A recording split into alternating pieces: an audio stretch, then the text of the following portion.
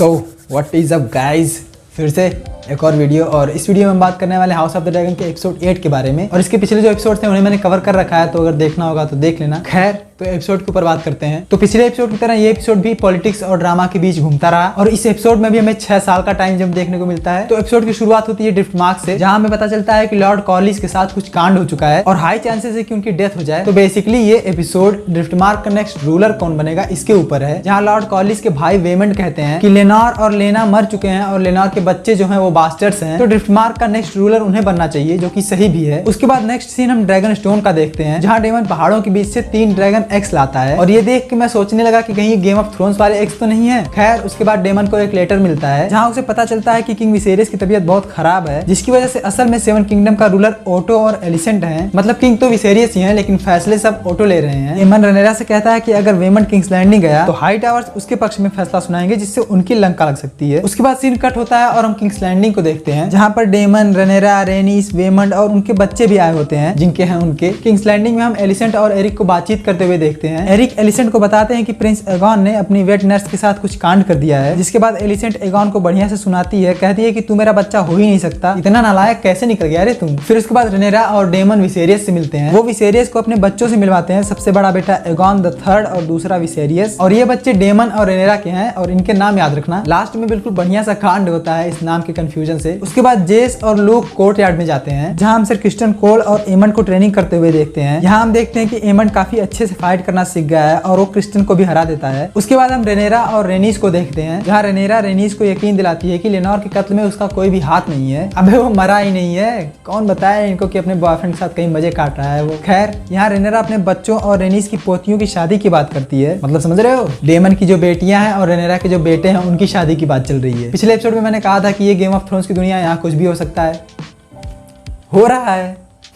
हो रहा है भाई। रेनेरा कहती है कि जेस की वाइफ रेना पूरे वेस्टरॉस की क्वीन बनेगी और लूक की वाइफ बेला ड्रिफ्टमार्क की लेडी, जो कि एक काफी अच्छा ऑफर है, लेकिन रेनिस इसके बारे में सोचने के लिए वक्त लेती है। उसके बाद अगला सीन हम देखते हैं, जहां रेनेरा विसेरियस से मिलती है। रेनेरा सवाल करती है कि क्या एगॉन का ड्रीम आइस एंड फायर सच है, जहां विसेरियस उसे कोई भी जवाब नहीं दे पाते हैं। अब आइस एंड फायर का सीधा मतलब ये है कि कई साल पहले एगॉन द कॉन्करर को व्हाइट वॉकर्स का ड्रीम आया था कि एक लंबी सर्दी, व्हाइट वॉकर्स, पूरा वेस्टरॉस साफ। तो अगर वेस्टरॉस के लोगों को व्हाइट वॉकर से जीतना है तो आयरन थ्रोन पर किसी टारगेरियन का होना जरूरी है, जो पूरे वेस्टरॉस को एक करेगा, जिससे कि सब व्हाइट वॉकर से जीत सकें। खैर, वापस एपिसोड पर आते हैं। तो अगली सुबह हम किंग्स लैंडिंग के कोर्ट का सीन देखते हैं, जहां ड्रिफ्टमार्क का नेक्स्ट रूलर कौन बनेगा इस मैटर पर बात चल रही है। किंग विसेरियस की गैर मौजूदगी में उनकी तरफ से ओटो हाई टावर फैसला सुनाएंगे। यहाँ बातें चल ही रही होती है कि तभी कोर्ट में किंग विसेरियस आते हैं, और ये सीन काफी बेहतरीन रहा, जहाँ विसेरियस के आने से सबकी हालत खराब हो जाती है। ओटो अपना फैसला वेमंड के पक्ष में सुनाते हैं, लेकिन यहाँ विसेरियस आते हैं और कहते हैं कि इस चीज का फैसला रेनिस करेंगी, क्योंकि उन्हें पता है कि लॉर्ड कॉलिस क्या चाहते थे। रेनिस डेमन की बेटियों और रेनेरा के बेटों की शादी के लिए मान जाती है। वो कहती है कि कॉलिस चाहते थे कि उनके बाद लेनोर रूलर बने, पर अब लेनोर मर चुका है तो उसके बेटे को ड्रिफ्टमार्क का रूलर बनना चाहिए, जिस बात से वेमंड काफी गुस्सा हो जाते हैं और वो रेनेरा के बच्चों को बास्टर्ड्स कहते हैं। वो कहते हैं कि रेनेरा एक होर है। विसेरियस गुस्से में कहते हैं कि तुम्हारी हिम्मत कैसे हुई ऐसा बोलने की, मैं तुम्हारी जीभ काट लूंगा चाकू से, फ्रेंच किस नहीं,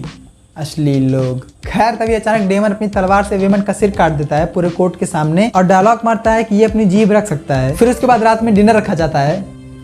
ऑब्वियसली डिनर रात में ही होता है। यहाँ डिनर टेबल पर पूरी फैमिली बैठी है। विसेरियस कहते हैं कि मेरा कोई भरोसा नहीं है कि मैं कब तक जिंदा रहूंगा, तो एटलीस्ट मेरे लिए सब एक दूसरे से प्रेम से बात करो। जिसके बाद रेनेरा एलिसेंट से माफी मांगती है और एलिसेंट भी कहती है कि तुम एक अच्छी रानी बनोगी। जिसके बाद विसेरियस की तबीयत फिर से खराब हो जाती है और वो चले जाते हैं। फिर एमंड जेस और लूक को स्ट्रॉन्ग कहता है, मजबूत वाला स्ट्रॉन्ग नहीं, सर हार्विन वाला स्ट्रॉन्ग। और एमंड की ये बात बोलने का तरीका मुझे बड़ा खतरनाक लगा। उसके बाद हम देखते हैं कि किंग विसेरियस सो रहे हैं और वहाँ एलिसेंट आती है। विसेरियस को लगता है कि रेनेरा उनसे मिलने आई है, पर वो एलिसेंट होती है। विसेरियस बताते हैं कि आइस एंड फायर वाली बात सच है। वो कहते हैं कि तुम्ही को सब ठीक करना होगा, जहाँ एलिसेंट को लगता है कि विसेरियस चाहते हैं कि एगॉन रूलर बने। और मैंने कहा था ना कि नाम याद रखना, तो डेमन और रेनेरा के बेटे का नाम भी एगॉन है और एलिसेंट के बेटे का नाम भी एगॉन है। तो बस इसी एक गलतफहमी की वजह से अब हमें और पॉलिटिक्स देखना होगा। कोर्ट में तो फैसला रेनेरा के पक्ष में सुनाया गया, लेकिन यहाँ काम गड़बड़ा गया। अब एलिसेंट भी हार नहीं मानेगी और अपने बेटे को रूलर बनाने की कोशिश में लग जाएगी, क्योंकि विसेरियस ने ऐसा कहा है। पर विसेरियस को लगा था कि वो रेनेरा से बात कर रहे हैं, लेकिन वो एलिसेंट होती है।